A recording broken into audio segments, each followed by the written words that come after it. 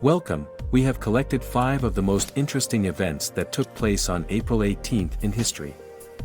The first mention of Ukraine in historical documents dates back to April 18, 1187 in the Kyiv Chronicle.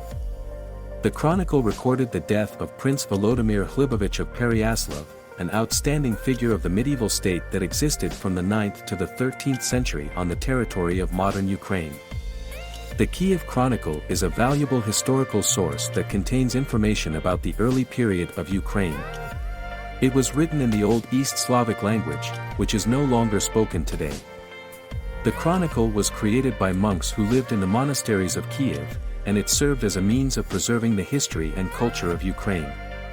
The mention of Ukraine in the annals is important because it is the first time the name of the country appears in historical monuments. Its culture, language and traditions continue to influence Ukrainian society today.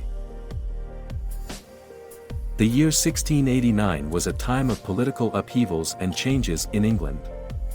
The colonies were dissatisfied with the rule of the newly appointed governor, Sir Edmund Andros.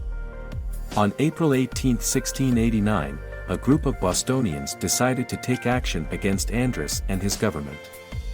People gathered in front of the State House.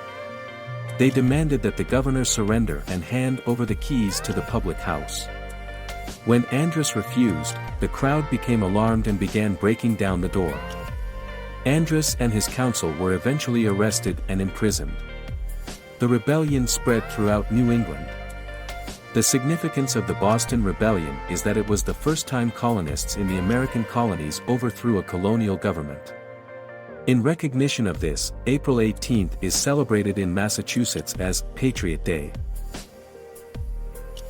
For centuries, the Catholic Church has held the Pope to be the ultimate authority in matters of faith and morals, but there has been some disagreement among theologians as to whether the Pope is infallible. That is, was he protected from error when speaking on these issues? Debates in the meeting continued for weeks, but no clear consensus was reached. However, on the 18th of April 1800 of this 10th year, a decisive vote took place. After many hours of debate, the council adopted the Dogma of Papal Infallibility. The Dogma of Papal Infallibility stated that under certain circumstances, the Pope was protected from error. The decision was highly controversial and led to a split in the Church, with many Catholics rejecting the doctrine and forming splinter groups. Although it was divisive at the time, it ultimately helped shape the modern Catholic Church.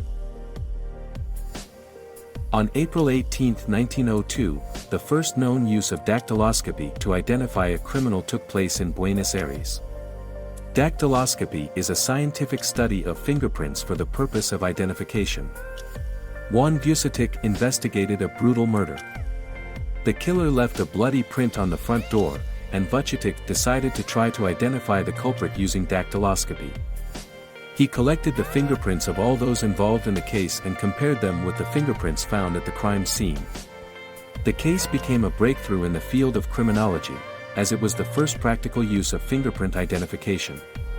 Since then, fingerprinting has become an important tool in forensic investigations and is used by law enforcement agencies around the world. It has proven to be a valuable method of identifying criminals and has helped solve countless crimes over the years.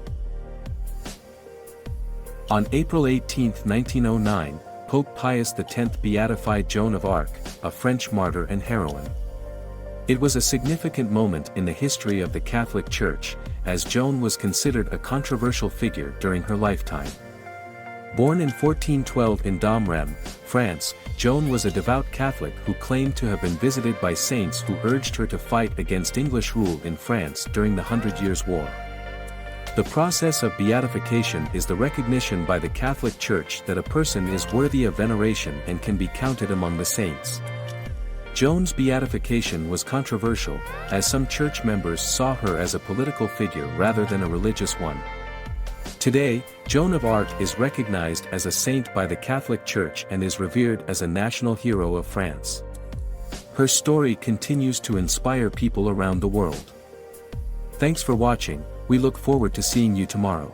If you want to send thanks to the authors and finance the development of the channel, there are also links to several possible options for this in the description. Goodbye, keep yourselves